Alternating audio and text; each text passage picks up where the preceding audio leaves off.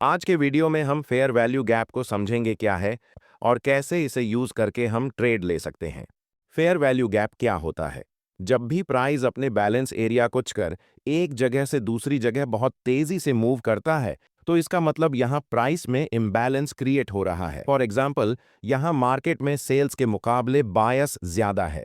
इसका मतलब बायस high price पर खरीदने को तैयार है, जिससे मार्केट में बाइंग प्रेशर बढ़ता है, जिस कारण प्राइस तेजी से ऊपर जाता है। उसी तरह जब मार्केट में बायर्स के मुकाबले सेलर्स ज्यादा होते हैं, मतलब सेलर्स कम प्राइस में सेल करने को तैयार है, जिसकी वजह से एक सेलिंग प्रेशर क्रिएट होता है और फिर प्राइस तेजी से नीचे आता है। आसान सी भाषा में बोलें तो जब मार्केट में सेल्स के मुकाबले बायस ज्यादा होता है, मतलब खरीदने वाले लोग ज्यादा हैं और बेचने वाले लोग कम हैं। ऐसे में बायर्स ऊंचे प्राइस में भी खरीदने को तैयार हो जाते हैं, जिससे प्रेशर क्रिएट होता है और प्राइस ऊपर जाता है। और जब बायर्स के मुकाबले में सेलर्स ज्यादा होते हैं, मतलब यहाँ सप्लाई ज्यादा है और डिमांड कम है, लोग बेचना चाहते हैं पर उनके अगेंस्ट बायर्स कम है और प्राइस तेजी से नीचे आता है, तो मार्केट में प्राइस कुछ इस प्रकार बैलेंस से इम्बैलेंस के बीच मूव करता है, जिस कारण चार्ट पर अलग अलग चार्ट पैटर्न बनते हैं। प्राइस जब पहली बार एक्यूमुलेशन जोन से बाहर निकालता है,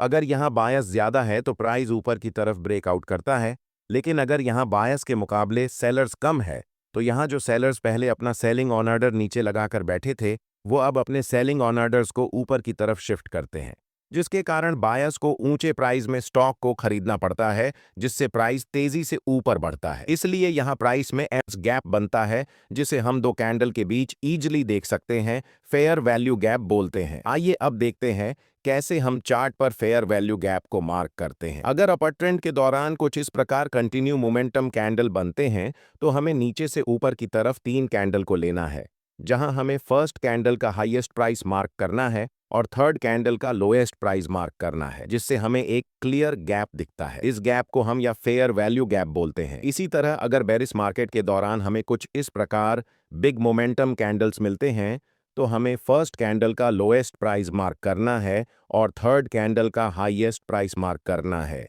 अब इसके बीच जो गैप दिखता है, यही हमारा फेयर वैल्यू गैप है। नेक्स्ट एग्जाम्पल पर जब भी प्राइस बैलेंस के साथ मूव करता है, मतलब जब मार्केट बायर्स और सेलर्स को इक्वली मार्केट में पार्टिसिपेट करने का मौका देता है, तो यहाँ 2 कैंडल के दौरान कोई गैप नहीं बनता।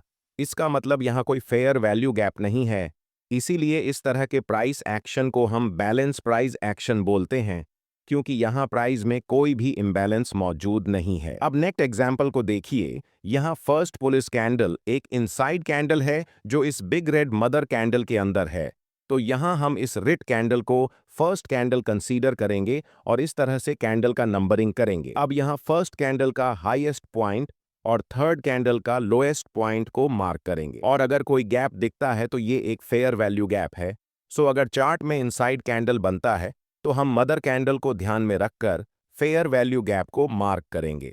अगर बेरिश प्राइस एक्शन में भी इनसाइड कैंडल बनता है, तो हमें मदर कैंडल को ध्यान में रखते हुए फेयर वैल्यू गैप को ड्रॉ करना है। नाउ अब कई बार ऐसा होता है, चार्ट पर एक बड़ी कैंडल के अंदर बहुत छोटे छोटे इनसाइड कैंडल होते हैं, तो उस समय भी आपको बड़ी मदर कैंडल को फर्स्ट कैंडल कंसीडर करना होगा और मदर कैंडल को कंसीडर करते हुए फेयर वैल्यू गैप को मार्क करना है। आइए अब जानते हैं कौन सा फेयर वैल्यू गैप वैलिड है और कौन सा इनवैलिड है।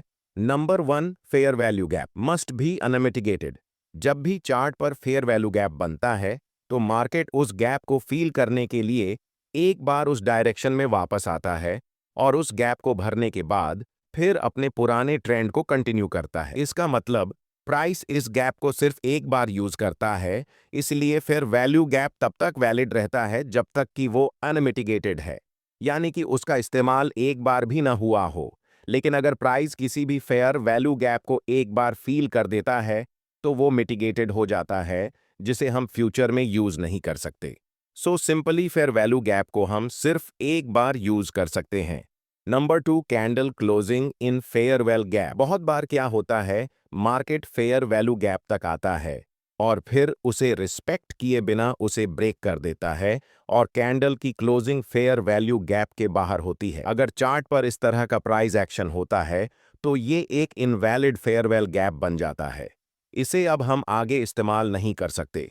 मतलब अब हम यहाँ प्रीवियस ट्रेंड के डायरेक्शन में ट्रेड नहीं ले सकते, पर वहीं अगर प्राइस फेयर वैल्यू गैप के पास आकर एक लॉन्ग विक कैंडल फॉर्म करता है और क्लोजिंग इसी एरिया के 50% के ऊपर होता है या फिर कोई ब्लिस साइन शो करता है, तो ये एक वैलिड फेयर वैल्यू गैप है और हम यहाँ ट्रेंड के डायरेक्शन में ट्रेड प्लान कर सकते हैं। क्योंकि प्राइस यहाँ इस लेवल पर रिजेक्शन शो कर रहा है, इसलिए यहाँ से प्राइस रिवर्स हो सकता है। Number 3, use 50% area for big fair value gap.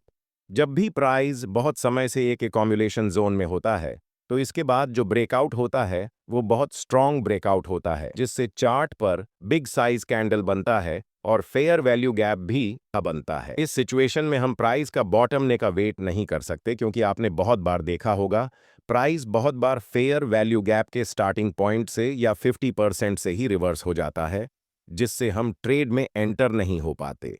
सो अगर फेयर वैल्यू गैप का रेंज बहुत बड़ा है, तो हम यहाँ इस एरिया के स्टार्टिंग पॉइंट या 50% एरिया में सिग्नल्स के बेस पर ट्रेड ले सकते हैं, जिससे आपका स्टॉप लॉस भी छोटा हो जाता है। क्योंकि अगर हम स्टार्टिंग पॉइंट पर एंट्री लेते हैं तो हमारा स्टॉप लॉस यहाँ इसके नीचे होगा, वहीं अगर हम इस एरिया के 50% में एंटर करते हैं तो यहाँ हमारा स्टॉप लॉस छोटा हो जाता है। Number 5, find valid break of structure. जब भी प्राइस स्टार्ट पर एक वैलिड ब्रेक ऑफ स्ट्रक्चर बनाने के बाद फिर से नीचे आता है, तो प्राइस उस समय फेयर वैल्यू गैप से सपोर्ट लेकर फिर से ऊपर जा सकता है। क्योंकि जिन लोगों ने इस ब्रेकआउट के बाद ट्रेड लिया था, उनका स्टॉप लॉस यहाँ ऑलरेडी हिट हो चुका है, जिसकी वजह से प्राइस यहाँ से सपोर्ट लेकर ऊपर जा सकता है। इसलिए अगर चार्ट पर वैलिड ब्रेक ऑफ स्ट्रक्चर बनने के बाद प्राइस फेयर वैल्यू गैप में आता है, तो ये एक हाई प्रोबेबिलिटी ट्रेड सेटअप हो सकता है। Number 5, find other factor on chart. एक हाई प्रोबेबिलिटी ट्रेड सेटअप वो होता है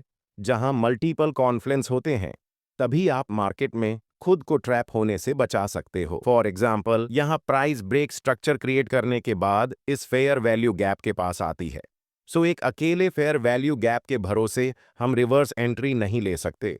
लेकिन अगर आप चार्ट को ध्यान से देखो तो यहाँ हमारे पास एक प्रीवियस रेजिस्टेंस लेवल है जो ब्रेकआउट के बाद सपोर्ट का काम कर सकता है, और साथ ही साथ यहाँ हमारे पास एक लॉन्ग विक कैंडल भी है जो रिजेक्शन शो कर रहा है। तो according to price action fair value gap, जब प्राइसेस कैंडल का हाई ब्रेक कर दे तो हम यहाँ बाई कर सकते हैं। सो ये था FVG यानी फेयर वैल्यू गैप। आपको इस वीडियो से कुछ सीखने मिला होगा। अगर आपको वीडियो इंफॉर्मेटिव लगी तो वीडियो को लाइक और चैनल को सब्सक्राइब जरूर करें।